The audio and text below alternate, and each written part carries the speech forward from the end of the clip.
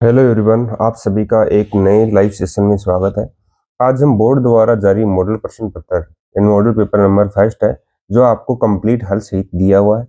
और ये सामाजिक विज्ञान विषय का यानी 17 फरवरी को होने वाले पेपर के लिए आपके लिए बहुत महत्वपूर्ण होने वाला है, क्योंकि ये बोर्ड द्वारा जारी पेपर है और इससे काफी क्वेश्चन है, काफी क्वेश्चन नहीं अधिकतर क्वेश्चन है वो आपको हूबहू पेपर के अंदर मिलने वाले हैं। तो बिना देरी किए अपनी वीडियो की शुरुआत करें और लाइक करके वीडियो को स्टार्ट अवश्य करें और फटाफट अपन 15 मिनट के अंदर इस चैप्टर का पूरे का रिवाइज कर लेंगे। ठीक है ना? तो ये पेपर है आपके लिए बहुत महत्वपूर्ण होने वाला है और 17 फरवरी की एग्जाम देने से पहले इस वीडियो को अवश्य देख लेना।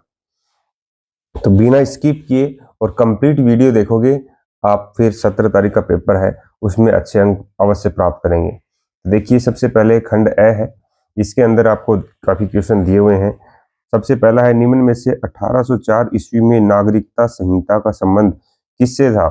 तो इसका देखो, मैंने आपके लिए सबसे पहले तो बात बताऊं, सबके सब आंसर हैं लगा करके लेके आया हूं आपके लिए कि आप फटाफट उसको कर सको, आपका बिल्कुल भी टाइम वेस्ट नहीं हो। तो इसका संबंध है नेपोलियन बोनापार्ट से। नेक्स्ट क्वेश्चन है, प्रथम विश्व युद्ध का प्रारंभ कब हुआ था? तो उसका प्रारंभ हुआ था 1914 ईस्वी में। फिर है, स्पिंजिंग जेनी मशीन का निर्माण किसने किया था? तो उसका निर्माण करने वाले वैज्ञानिक का नाम था जेम्स हरग्रीव्स।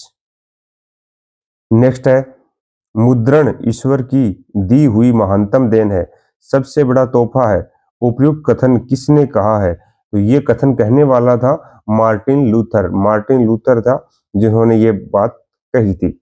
नेक्स्ट है, ब्रिटिश सरकार ने गेहूं और कपास की खेती हेतु केनाल कॉलोनी यानी नहर बस्ती कहाँ बसाई थी? तो उस जगह का नाम बताना है। तो उन्होंने केनाल बस्ती, केनाल कॉलोनी है वो बसाई थी किसमें? पंजाब के अंदर। नेक्स्ट क्वेश्चन है, भारतीय वन्य जीवन रक्षण अधिनियम कब लागू किया गया था? तो भारतीय वन्य जीव रक्षण अधिनियम 1972 के अंदर लागू किया गया था। नेक्स्ट क्वेश्चन देखो, निम्न में से कौन सा उद्योग बॉक्साइट को कच्चे माल के रूप में प्रयोग करता है? तो ये इस उद्योग का नाम है एल्यूमिनियम परगलन। नेक्स्ट है, नवीकरणीय योग्य संसाधन कौन सा नहीं है? तो इसमें धातु है, धातु। देखो, पवन, जल, वन ये सब नवीकरणीय है, लेकिन कौन सा है? धातु है वो नवीकरण योग्य साधन नहीं है। ठीक है, संसाधन। नेक्स्ट क्वेश्चन है, अगला है, स्वर्णिम चतुर्भुज योजना किस परिवहन से संबंधित है? तो स्वर्णिम चतुर्भुज जो योजना है वो सड़क से संबंधित है। और फिर वह है, विवाह, गोद लेना और उत्तराधिकार जैसे विषय संघीय व्यवस्था की किस सूची में रखे गए हैं? तो ये समवर्ती सूची का विषय है, यानी राज्य और संघ दोनों सूचियां उसमें शामिल होती हैं, उसको अपन समवर्ती सूची बोलते हैं। फिर है, सिंहली समुदाय का संबंध किस देश से है? तो सिंहली है वो श्रीलंका से है। और भारत का वर्तमान लिंगानुपात कितना है? 919 है। 900 लिंगानुपात का मतलब है 1000 पुरुष के पीछे 919, 1000 पुरुषों के पीछे 919 महिलाएं हैं। फिर है, समग्र मानवतावाद के प्रणेता कौन थे? तो वो थे दीनदयाल उपाध्याय। फिर है, नागरिकों में समानता को बढ़ावा देने वाली व्यवस्था कौन सी है? तो समानता को बढ़ावा देने के लिए लोकतंत्र ही सबसे मजबूत माध्यम माना गया है। अगला है, मान लीजिए एक देश में 4 परिवार हैं, इन परिवारों की प्रति व्यक्ति आय 5,000 रुपये है। अगर 3 परिवारों की आय आपको दे रखी है तो चौथे परिवार की आय कैसे ज्ञात करोगे? तो देखो, प्रति परिवार 5,000 है तो 4 की 20,000 हो जाती है। अब 20,000 में से इन 3 को घटा दो तो 7 और 3 10 और 4 14, 14 घटाओगे 20 में तो 6,000 रुपये उस व्यक्ति की आय आ जाएगी।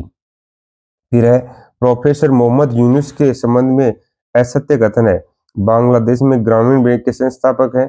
और ये ऑप्शन दे रखे हैं, इसमें देखो ये अभी जो वर्तमान में बांग्लादेश में प्रधानमंत्री बना हुआ है उसका है ये। 2006 में अर्थशास्त्र हेतु नोबेल पुरस्कार से इसको सम्मानित किया गया था। फिर है, बहुराष्ट्रीय कंपनियों का उद्देश्य नहीं है, क्या उद्देश्य नहीं है? स्थानीय कंपनियों को बढ़ावा देना। और नेक्स्ट और लास्ट क्वेश्चन है पहले का, भारत में राष्ट्रीय उपभोक्ता दिवस मनाया जाता है, तो ये मनाया जाता है 24 दिसंबर। ठीक है, 24 दिसंबर। नेक्स्ट क्वेश्चन है, क्वेश्चन नंबर 2 है, देखो, इसके अंदर आपको खालिस्तान वाले क्वेश्चन पूछे जाएंगे, 6 अंक के क्वेश्चन है, ठीक है। सबसे पहले 1834 ईस्वी में परसा की पहल पर एक शुल्क संघ स्थापित किया गया, उसका नाम क्या था? उसका नाम था जोल वेराइन। क्या नाम था उसका? जोल वेराइन। फिर है सूती कपड़ा उद्योग में एक मुख्य कच्चा माल है, तो सूती कपड़ा जो बनता है वो किससे बनता है? कपास से बनता है। किससे बनता है? कपास से। फिर है सन में वायु परिवहन का राष्ट्रीयकरण किया गया, तो 1953 में। इसमें किया गया था? 1953 में। नेक्स्ट है लोकतांत्रिक व्यवस्था समानता पर आधारित होती है, राजनीतिक यानी लोकतांत्रिक व्यवस्था है वो राजनीतिक समानता पर आधारित होती है। नेक्स्ट है किसी विशेष वर्ग में उत्पादित सभी अंतिम वस्तुओं और सेवाओं के मूल्य को क्या कहते हैं? उसको बोलते हैं सकल घरेलू उत्पाद। सकल घरेलू उत्पाद। फिर है सरकार द्वारा अवरोधों अथवा प्रतिबंधों को हटाने की प्रक्रिया के नाम से जानी जाती है उदारीकरण। क्या कहा जाता है उसको? उदारीकरण। नेक्स्ट क्वेश्चन है अपना क्वेश्चन नंबर 3। क्वेश्चन नंबर 3 में देखो आपको ये 12 क्वेश्चन एक एक अंक वाले पूछे जाने वाले हैं ना। तो सबसे पहले पहला क्वेश्चन है स्त्री धर्म विचार पुस्तक किसने लिखी थी? तो उस लेखक का नाम लिखना है, तो उस पुस्तक का नाम लिखने वाला था राम चड्ढा। किसने लिखी थी? राम चड्ढा ने। फिर है पांडुलिपियों की कोई 2 विशेषताएं बताइए। जो पांडुलिपि होती थी उनकी क्या विशेषता होती थी? पांडुलिपियां थी ताड़ के पत्तों या हाथ से बने कागज पर नकल बनाई जाती थी और ये नाजुक तथा महंगी होती थी। अगला है अमार जीवन नामक आत्मकथा किसने लिखी? तो अमार जीवन नामक आत्मकथा है रस सुंदरी देवी ने लिखी थी। किसने लिखी थी? रस सुंदरी देवी ने लिखी थी। नेक्स्ट क्वेश्चन है विनिर्माण यानी वस्तु निर्माण को परिभाषित कीजिए। वस्तु निर्माण की परिभाषा लिखनी है ना। तो कच्चे माल को मूल्यवान उत्पाद में परिवर्तित करके अधिक मात्रा में वस्तुओं का उत्पादन विनिर्माण कहलाता है।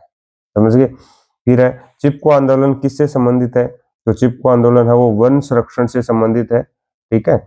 ये जोधपुर में जो अमृता देवी दोनों चिपको आंदोलन में अपना बलिदान दिया था। फिर है राष्ट्रीय राजमार्ग का निर्माण व रख रखाव कौन करता है? तो राष्ट्रीय राजमार्ग का निर्माण एवं रख रखाव केंद्रीय लोक निर्माण विभाग यानी CPWD का कार्य होता है। फिर है किस प्रकार के शासन को अच्छा माना जाता है? तो लोकतांत्रिक शासन है वो सबसे बेस्ट माना गया है। अगला क्वेश्चन है लैंगिक विभाजन का आज से बताइए। तो लैंगिक विभाजन का आज से है समाज में पुरुषों और महिलाओं के बीच कार्यों का बंटवारा करना। आर्थिक विकास के दृष्टिकोण से किस प्रकार की शासन व्यवस्था में बेहतर परिणाम प्राप्त होते हैं? तो इसका क्वेश्चन का आंसर होगा आर्थिक विकास के दृष्टिकोण से तानाशाही शासन व्यवस्था में बेहतर परिणाम प्राप्त होते हैं, लेकिन वो आम लोगों के लिए सही नहीं है। नेक्स्ट है बैंकों की आय का मुख्य स्रोत क्या है? कर्जदारों से लिए गए ब्याज और कर्ज जमाकर्ताओं से लिए गए ब्याज के बीच का जो अंतर होता है वही क्या होता है? बैंकों की आय का मुख्य स्रोत होता है। फिर है भारत की किन्हीं 2 बहुराष्ट्रीय कंपनियों के नाम बताने हैं। तो भारत की जो कंपनियां बहुराष्ट्रीय उसका नाम एक टाटा मोटर्स और इन्फोसिस, ये भारत की बहुराष्ट्रीय कंपनियां हैं।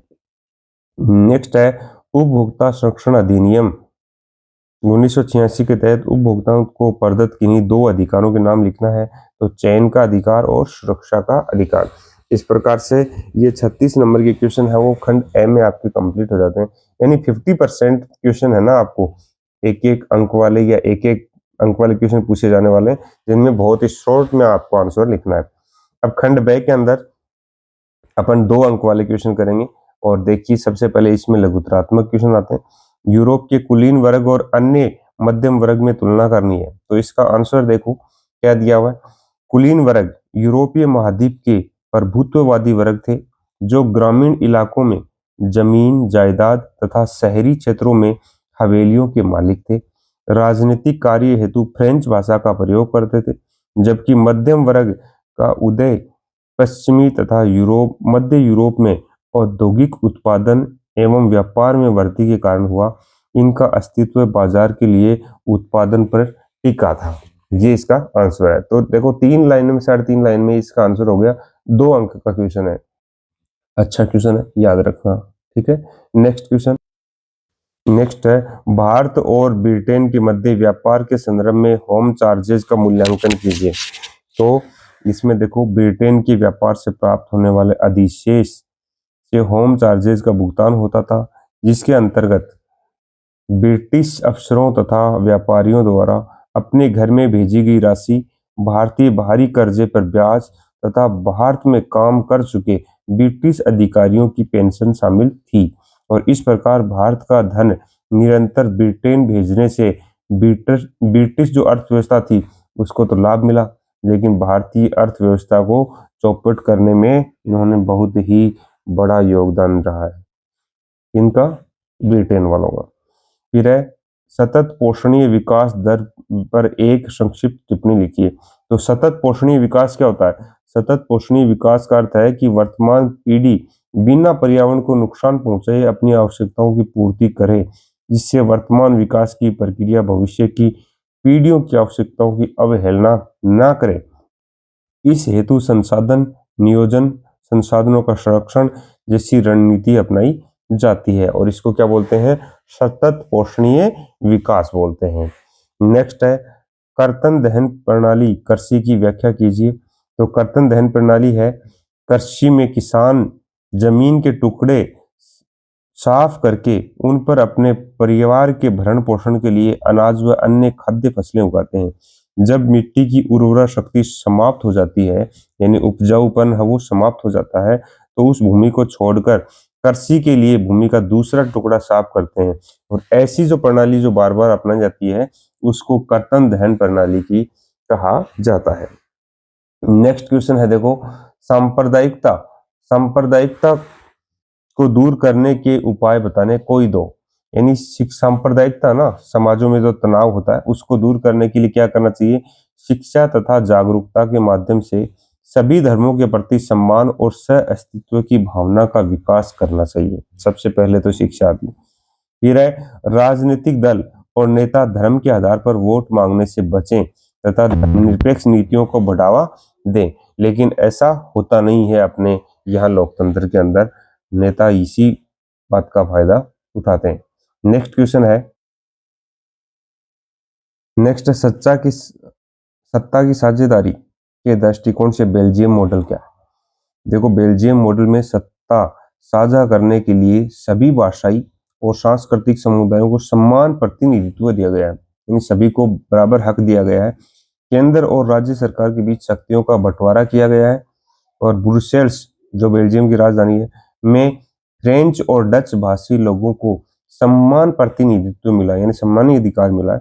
और सामुदायिक सरकारें बनाएगी जिससे हर समूह के हित सुरक्षित रह सके। बहुत ही अच्छा मॉडल अपनाया गया वहां पे ये। फिर अगला क्वेश्चन है, यूएनडीपी द्वारा प्रकाशित मानव विकास रिपोर्ट एचडीआर में देशों की तुलना किस आधार पर की जाती है? तो संयुक्त राष्ट्र विकास कार्यक्रम है द्वारा प्रकाशित मानव विकास रिपोर्ट में देशों की तुलना, यहाँ तक तो ऐसा कैसा यही उतारा है, तुलना लोगों के शैक्षिक स्तर, उनकी स्वास्थ्य स्थिति और प्रति व्यक्ति आय के आधार पर की जाती है। तो आपको ये बातें लिखनी है, शैक्षिक स्तर, स्वास्थ्य स्थिति और प्रति व्यक्ति आय। नेक्स्ट क्वेश्चन है, देखो, जीविका। जीविका के लिए काम करने वाले अपने आसपास के वयस्कों के सभी कार्यों की एक सूची बनाइए और उन्हें विभिन्न क्षेत्रकों में वर्गीकृत कीजिए। जैसे कि ये शॉर्ट क्वेश्चन आपके पूछे भी गए, आपको ध्यान हो तो, कि ये तृतीय क्षेत्र से है, क्षेत्रक है, प्राथमिक क्षेत्र है, द्वितीय क्षेत्र है ना, पूछा जाता है शॉर्ट क्वेश्चन भी, और ये 2 नंबर वाले क्वेश्चन में भी आ गए। तो देखो, सबसे पहले समझने की कोशिश कीजिए कि प्राथमिक क्षेत्रक, द्वितीय क्षेत्रक और तृतीय क्षेत्रक होते क्या है।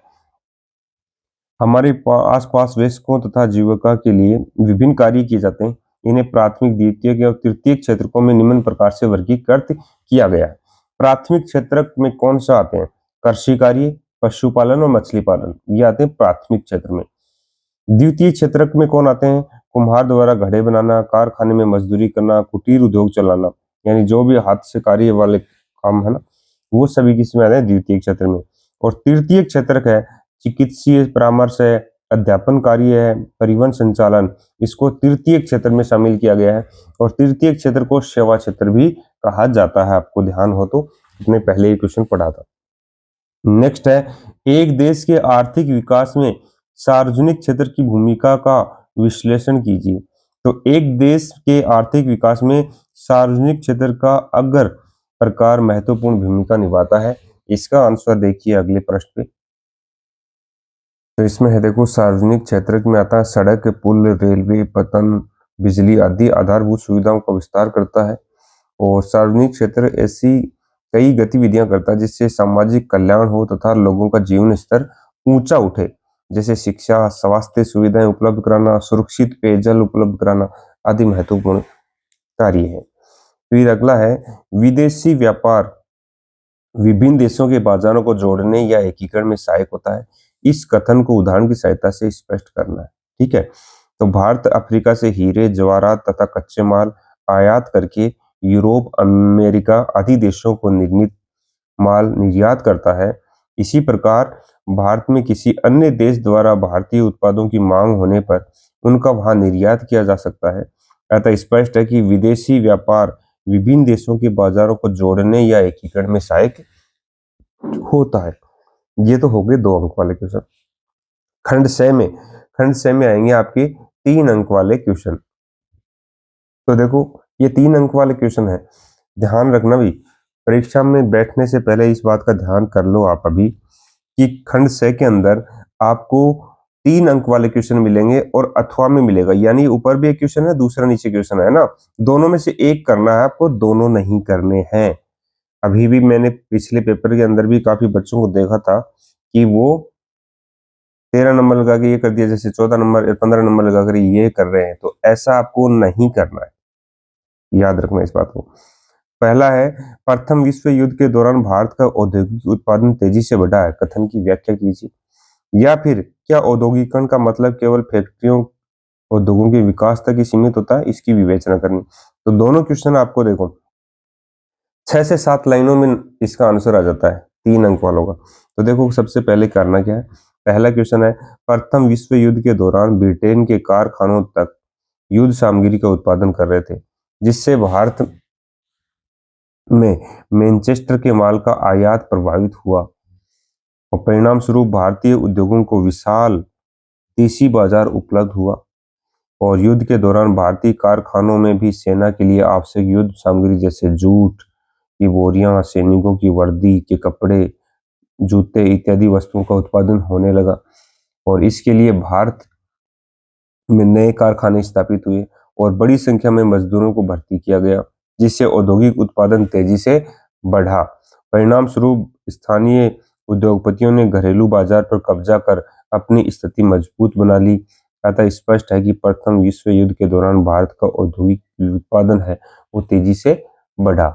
ठीक है, अब नीचे वाला क्वेश्चन, क्या औद्योगिकरण का मतलब केवल फैक्ट्री उद्योगों के विकास तक सीमित होता है? तो इसके बारे में देखिए, इसका आंसर है नहीं, ऐसा नहीं है। औद्योगिकरण का मतलब केवल फैक्ट्री उद्योगों के विकास तक सीमित नहीं होता। इस तथ्य की पुष्टि निम्न कारणों से होती है। वो कारण क्या है? सबसे पहला कारण है 19वीं शताब्दी के अंत में भी तकनीकी रूप से विकसित औद्योगिक क्षेत्रों में काम करने वाले मजदूरों की संख्या कुल मजदूरों में 20% से अधिक नहीं थी। और नए उद्योग परंपरागत उद्योगों को इतनी आसानी से पीछे नहीं धकेल सकते थे। खाद्य प्रसंस्करण, निर्माण, पोल्ट्री उद्योग, कांच उद्योग, फर्नीचर, औजारों के उत्पादक जैसे अनेक परंपरागत उद्योग जो कि गैर मशीनी थे, उनमें उन्नति हो रही थी। और अगला है, तकनीकी महंगी होने के कारण सौदागर तथा व्यापारी इसका उपयोग सावधानी पूर्वक करने के पक्ष में थे और मशीनों की गुणवत्ता भी विश्वसनीय नहीं थी। ठीक है, तो ये हो गया अपना 3 अंक वाला क्वेश्चन। नेक्स्ट क्वेश्चन देखो, आपको 2 क्वेश्चन मिलेंगे 15 नंबर में भी। पहला है, बहुउद्देशीय नदी परियोजनाओं की आवश्यकता की व्याख्या करनी है। या फिर ये क्वेश्चन कर सकते हो, वर्षा जल संरक्षण के महत्व एवं आवश्यकता का वर्णन करना है। सबसे पहले बहुउद्देशीय वाला करेंगे, फिर वर्षा जल वाला करेंगे, ठीक है ना। तो बहुउद्देशीय नदी परियोजनाओं की आवश्यकताओं को अगर बिंदुओं के माध्यम से स्पष्ट किया जा सकता है। कैसे है वो बिंदु देखिए। पहला है, बहुउद्देशीय नदी परियोजनाएं देश को आत्मनिर्भर बनाने में सहायक होती हैं, सबसे पहला ये। और इनसे खेती को निर्बाध रूप से जल की आपूर्ति होती है, जिससे कृषि उत्पादन बढ़ता है। पहला पॉइंट तो ये हो जाए। दूसरा है, बहुउद्देशीय परियोजनाओं के कारण ही कृषि में मशीनीकरण संभव हो पाया है, मशीनों का आविष्कार ज्यादा हुआ और इससे उद्योगों का ऊर्जा मिलने से औद्योगिक उत्पादन में क्या हुई, वृद्धि हुई। तो ये दूसरा कारण हो गया। तीसरा है, औद्योगिक उत्पादन के बढ़ने से श्रमिकों को रोजगार के अवसर भी बढ़े। अगर उद्योगों का औद्योगिक विकास होगा तो श्रमिकों की आवश्यकता होगी तथा आय में उसकी क्या होगी, वृद्धि हुई और परिणाम स्वरूप लोगों का जीवन स्तर है वो ऊंचा उठा, यानी उसमें सुधार हुआ। अतः स्पष्ट है, बहुउद्देशीय नदी परियोजनाएं बेहद ही आवश्यक होती है। फिर है जल संरक्षण वाला। वर्षा के जल को शुष्क मौसम में उपयोग करने के लिए भंडारित करके रखना वर्षा जल संरक्षण कहलाता है। इन वर्षा का जल है, काफी लोग आपको पता हो इकट्ठा करते हैं ना, उसको भंडारित करके रखते हैं, फिर जरूरत पड़ने पे उसको काम में ले लेते हैं, उसको वर्षा के जल का संरक्षण बोलते हैं। अब वर्षा जल संग्रहण का महत्व क्या है।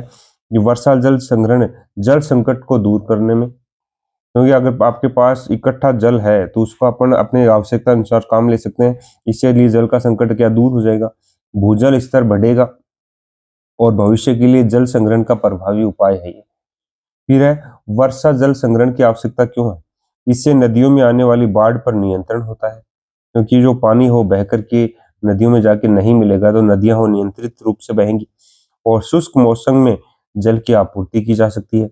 और वर्षा जल को संग्रहित करके घरों, कृषि, उद्योगों में उपयोग लिया किया जा सकता है, जिससे नदियां व भूमिगत जल स्तर निर्भरता घटेगी, यानी उनके ऊपर निर्भर कम होंगे लोग। और ये जल संरक्षण का असरदार तरीका है, बहुत ही महत्वपूर्ण तरीका है। नेक्स्ट क्वेश्चन देखो, 16 नंबर क्वेश्चन है।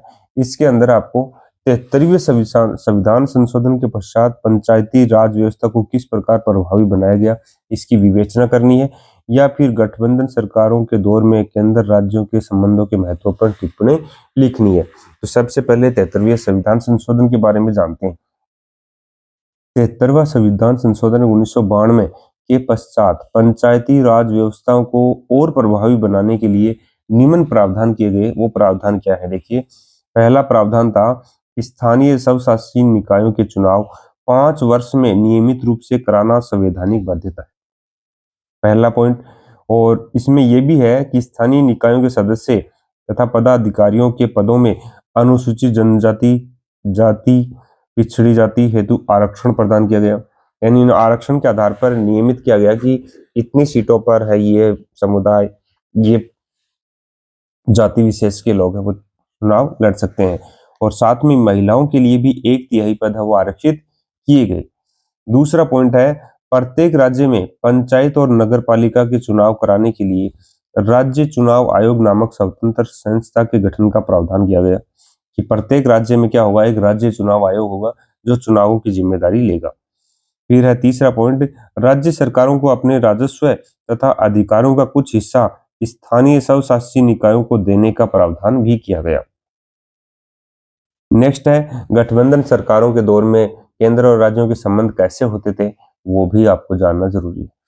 तो देखो, भारत में 1990 के बाद से अनेक राज्यों में क्षेत्रीय दलों के उदय हुआ, यानी क्षेत्रीय दल प्रभावी रूप से सत्ता में आने लगे। तो केंद्र और राज्यों में गठबंधन सरकारों की शुरुआत हुई और गठबंधन सरकारों के दौर में केंद्र व राज्यों के संबंधों का महत्व और बढ़ जाता है, क्योंकि एक दल के पास पूर्ण बहुमत नहीं होता, जिससे राज्यों की भूमिका अधिक प्रभावशाली हो जाती है, उनका महत्व बढ़ जाता है और क्षेत्रीय दल केंद्र में शामिल होकर अपने राज्य के हितों को आगे बढ़ाते हैं, यानी अपने हितों को आगे रखते हैं तथा नीतिगत निर्णयों को में योगदान देते हैं, जिससे संघीय ढांचा वो मजबूत होता है और शक्ति का केंद्रीकरण कम हो जाता है।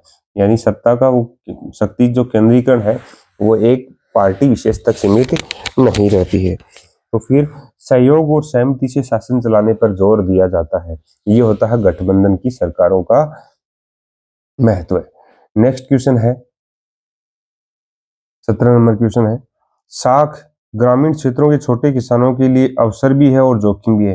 किसी भी किसान के उदाहरण से समझाइए कि ऋण कैसे फायदेमंद भी हो सकता है और हानिकारक भी हो सकता है। और दूसरा क्वेश्चन अथवा वाला करना चाहो तो ये कर सकते हो, अनौपचारिक ऋणदाताओं द्वारा वसूली जाने वाली अत्यधिक ब्याज दर का गरीब परिवारों पर क्या प्रभाव पड़ता है। एक परिस्थिति बनाकर बताना है कि यह चक्कर उनके आर्थिक जीवन को कैसे प्रभावित करता है। तो सबसे पहले साख वाला क्वेश्चन करते हैं। देखिए, एक छोटी किसान स्वप्ना को समय पर बीज व खाद खरीदने के लिए ऋण मिला। ठीक है, उदाहरण देके समझाया जा रहा है। इससे उसकी फसल अच्छी हुई। ठीक है, ऋण लेकर के किसान है वो अपने खेतों का कार्य करते हैं और उसकी आय बढ़ी, ये ऋण का लाभ है। ठीक है, आय बढ़ी तो ये तो उसका लाभ हुआ। परंतु यदि मौसम खराब हो जाए या फसल सड़ जाए तो स्वप्ना समय पर अपनी किस्त नहीं चुका पाती, क्योंकि उसको फसल ही नहीं होगी तो उसको पैदावार नहीं होगी और वो अपनी ऋण है वो नहीं चुका पाएगी। तो इस स्थिति में साहूकार अधिक ब्याज वसूलता है, अधिक ब्याज वसूलता है और कभी कभी जमीन गिरवी रखने का भी दबाव डालता है और ये ऋण की हानि होती है। तो ऋण का लाभ तो क्या होता है, हानि क्या होती है। यानी फसल अच्छी होती है तो लाभ, और फसल खराब हुई तो कई असावधानियां उत्पन्न हो जाती है और इससे क्या होती है, ऋण लेने की हानि होती है। अतः ऋण किसान को उत्पादन बढ़ाने का अवसर देता है, लेकिन चुकाने की क्षमता कमजोर होने पर गंभीर आर्थिक संकट और ऋण जाल का कारण भी बन सकता है। ये छोटा सा क्वेश्चन है। नेक्स्ट क्वेश्चन देखो, इसमें क्या करना। इसमें औपचारिक ऋणदाताओं की अत्यधिक ब्याज दर पर गरीब परिवारों को ऋण जाल में फंसा देती है। और उदाहरण के लिए एक मजदूर परिवार अचानक बीमारी के कारण 10,000 रुपये उधार लेता है। ठीक है, परंतु 10% मासिक ब्याज के कारण कुछ ही महीनों में राशि दोगुनी हो जाती है और सीमित आय का बड़ा हिस्सा ब्याज चुकाने में लग जाता है, जिससे भोजन, शिक्षा, स्वास्थ्य पर खर्च कम हो जाता है। और ऋण न चुक पाने पर ऋणदाता संपत्ति या मजदूर पर दबाव बनाता है और इस प्रकार ये चक्कर गरीबों को और गहरा अर्थात आर्थिक स्वतंत्रता उनकी वो खत्म कर देता है। ठीक है, तो दोनों में ही आपको एक एक उदाहरण के द्वारा समझाना था और ये सिंपल जो भी खेती से जुड़े लोग हैं उनको ये सिंपल सी बात पता भी होती है। ठीक है, फिर है खंड दय के अंदर। खंड दय में आपको 4 अंक वाले क्वेश्चन पूछे जाएंगे, 3। उसमें भी आपको अथवा में सवाल मिलने वाले हैं। सबसे पहला देखो क्वेश्चन है इसमें, भारत के इतिहास की पुनर्व्याख्या राष्ट्रवाद की भावना पैदा करने का एक और साधन थी। इस कथन की व्याख्या करनी है।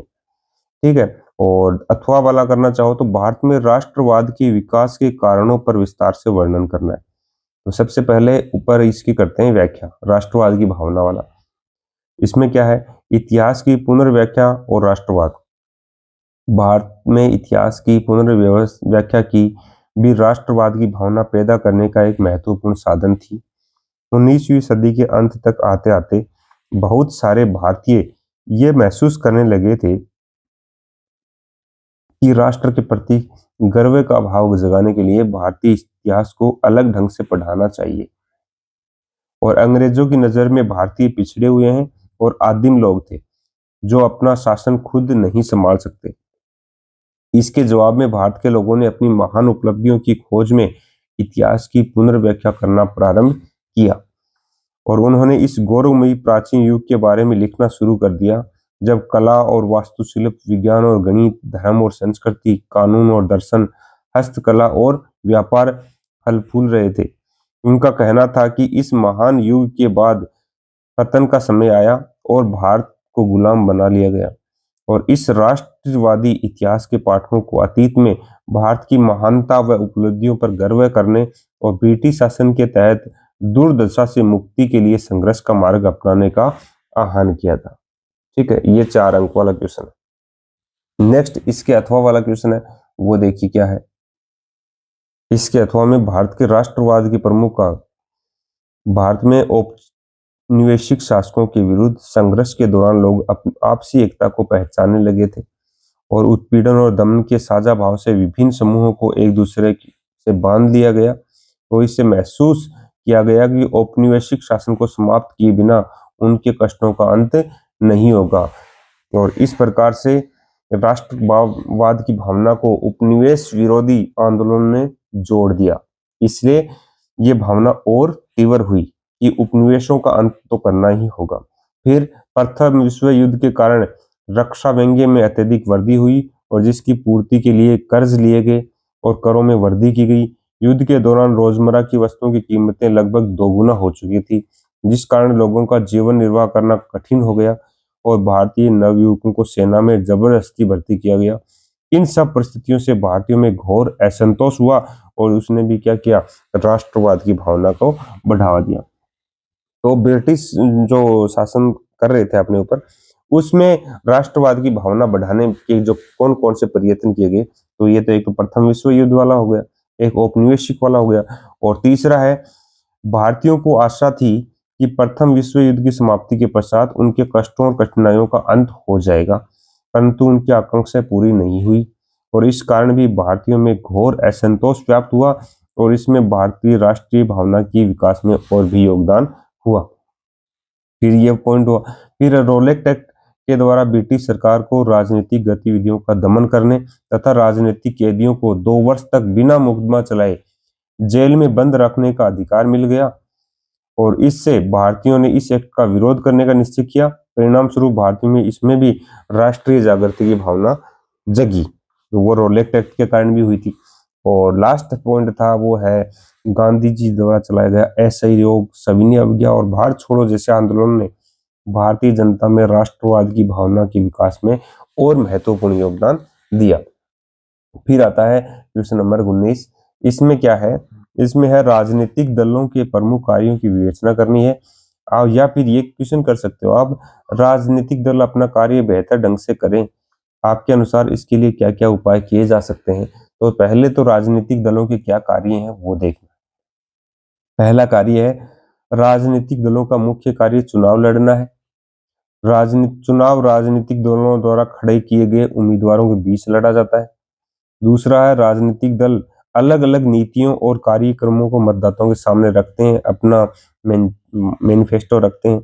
राजनीतिक दल तरह तरह के विचारों को और बुनियादी राय तक समेट लाते हैं जिससे उनमें समर्थन प्राप्त करते हैं। तीसरा है, राजनीतिक दल सरकार बनाकर विपक्ष में रहकर कानून के निर्माण का कार्य करते हैं और वे विधायिका में कानूनों पर बहस करते हैं और वे विधायिका में पास करवाते हैं और विधायिका के अधिकतर सदस्य किसी न किसी दल के सदस्य होते हैं। इस कारण वे अपने दल के नेता के निर्देश पर ये फैसला करते हैं। और लास्ट अगला पॉइंट है, राजनीतिक दल चुनाव के द्वारा सरकार बनाते हैं और चलाते हैं। बहुमत प्राप्त राजनीतिक दल विधायिका में सरकार बनाता है और अपनी विचारधारा के अनुसार नीतियां बनाता है। तो जिस दल को बहुमत मिलता है उसी की सरकार बनती है और वही क्या करता है, अपनी विचारधारा के अनुसार ही नीतियां बनाता है। नेक्स्ट क्वेश्चन देखो, नेक्स्ट पॉइंट है सर, राजनीतिक दल सरकार की गलत नीतियों और असफलताओं को आलोचना करने के साथ अपनी अलग राय भी रखते हैं। अलग अलग दल हैं तो अलग अलग राय होगी। फिर राजनीतिक दल दल है वो जनमत निर्माण का कार्य भी करते हैं। वे मुद्दों को उठाते हैं और उन पर बहस करते हैं तथा लोगों की समस्याओं को लेकर आंदोलन भी करते हैं। फिर राजनीतिक दल साधारण जनता को कल्याणकारी योजनाओं से अवगत भी कराते हैं। फिर अगला है, इसके अथवा वाला क्वेश्चन करना चाहो तो इसमें देखो, राजनीतिक दल अपना बेहतर ढंग से कार्य कैसे करें, इसका मुख्य कारण जो पॉइंट है वो देखिए। कानून का निर्माण, राजनीतिक दलों के आंतरिक कामकाज को नियंत्रित करने के लिए कानून बनाया जाना चाहिए। सभी दल अपने सदस्यों की सूची रखें, अपने संविधान का पालन करें और पार्टी में विवाद की स्थिति में एक स्वतंत्र उम्मीदवार को पंच बनाएं और सबसे बड़े पदों के लिए खुला चुनाव कराएं। ये व्यवस्था अनिवार्य की जानी चाहिए। और दूसरा, महिलाओं के लिए आरक्षण व्यवस्था हो। राजनीतिक दल महिलाओं को एक खास न्यूनतम अनुपात में जरूर टिकट दें। जिस प्रकार दल के प्रमुख पदों पर भी औरतों का भी आरक्षण होना चाहिए। और अगला, चुनाव खर्च सरकार उठाए। दलों को सरकार चुनाव लड़ने के लिए धन दे और ये मदद पेट्रोल, कागज, फोन वगैरह के रूप में हो सकती है। फिर जनता द्वारा दबाव बनाना, आम लोग, दबाव समूह, आंदोलन और मीडिया के माध्यम से राजनीतिक दलों पर सुधार के लिए दबाव बनाएं। अगर दलों को लगे कि सुधार न करने से उनका जनाधार गिरने लगेगा या उनकी छवि खराब होगी तो सुधार को लेकर वे गंभीर होंगे। ठीक है। और अगला पॉइंट है देखो, सुधार की इच्छा रखने वाले लोगों को दलों में शामिल होना। दलों में सुधार के लिए यह आवश्यक है कि सुधार की इच्छा रखने वाले लोगों को राजनीतिक दलों में शामिल होना चाहिए और दल बदल कानून की सख्ती से पालना होनी चाहिए। विधायकों तथा सांसदों को दल बदल करने से रोकने हेतु कानून का सख्ती से पालन हो, ये सुनिश्चित किया जाना चाहिए, क्योंकि चुनाव जीतने के बाद में कुछ लोग हैं वो अपना दल बदल लेते हैं। इनका उदाहरण वर्तमान में बहुत प्रचलित है। नेक्स्ट और लास्ट क्वेश्चन है, ये है देखो, आपको भारत के रेखा मानचित्र में निम्न खनिज के अंदर अवयव में तो और ऊर्जा संयंत्र है सवयव में, इनको अंकित करना है। जैसे अजमेर है, गया है, रावत भाटा है, गांधीनगर, या फिर अथवा सभी एक एक नंबर के क्वेश्चन नहीं तो 4 नंबर का हो गया ना। और इसके अथवा वाला करना, भारत के रेखा मानचित्र में निम्नलिखित परंपरागत ऊर्जा स्रोतों को अंकित कीजिए। जैसे नेवेली है, बड़ोदरा है, अंता है, अंकलेश्वर है। तो ये एक मानचित्र के अंदर दर्शाने हैं। मानचित्र में देखिए आप कैसे करोगे। देखो ये भारत का मानचित्र है, ये देखो राजस्थान है, राजस्थान में ये अजमेर हो गया ये, और ये रावत भाटा हो गया, ठीक है।